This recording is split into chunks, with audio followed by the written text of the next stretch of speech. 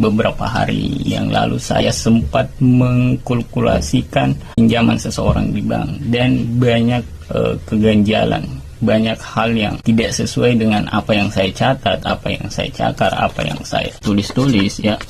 Tidak sesuai dengan apa yang bank tulis gitu guys. Ada beberapa hal atau ada beberapa nominal yang entah lari kemana, dan juga saya mengkalkulasi tahun dengan apa yang ia tuliskan dan itu tidak sesuai dengan jumlah sisa pinjaman orang tersebut. Sedangkan kalau saya kalkulasikan dengan sisa pinjaman orang tersebut, itu tidak sesuai dengan apa yang saya catat. Bahkan ada jumlah yang entah jumlah itu lari kemana, sekitar 52 juta guys. Jadi banyak sekali yang kadang mengganjal kalau soal perbankan ya, soal hitung-hitungan banyak sekali. Bahkan banyak orang yang beranggapan bahwa suku bunga di sini lebih ini. Sebenarnya tidak. Saya tipikal orang yang mungkin tidak pandai, tidak pintar dalam banyak hal. Akan tetapi saya seringkali belajar sendiri secara otodidak, mempelajari sistem ini dan lain sebagainya.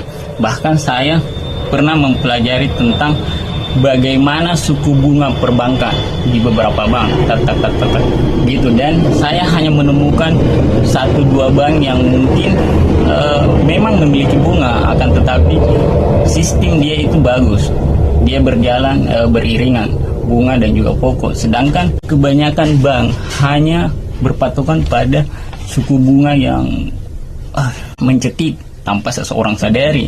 Bahkan ketika seseorang meminjam di bank itu bisa sampai 3 kali lipat suku bunganya tanpa mereka sadari.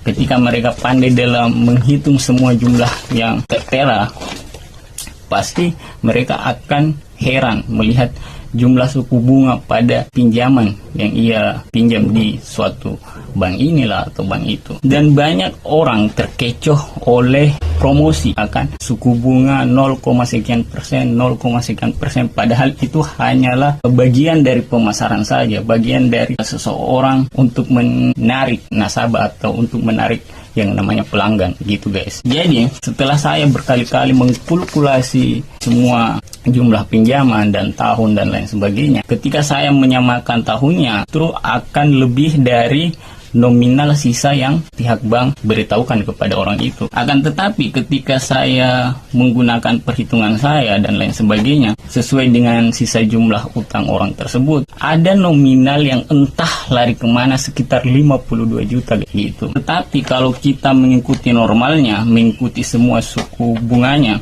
sekitar 100 jutaan lebih bunga dari pinjaman yang hanya puluhan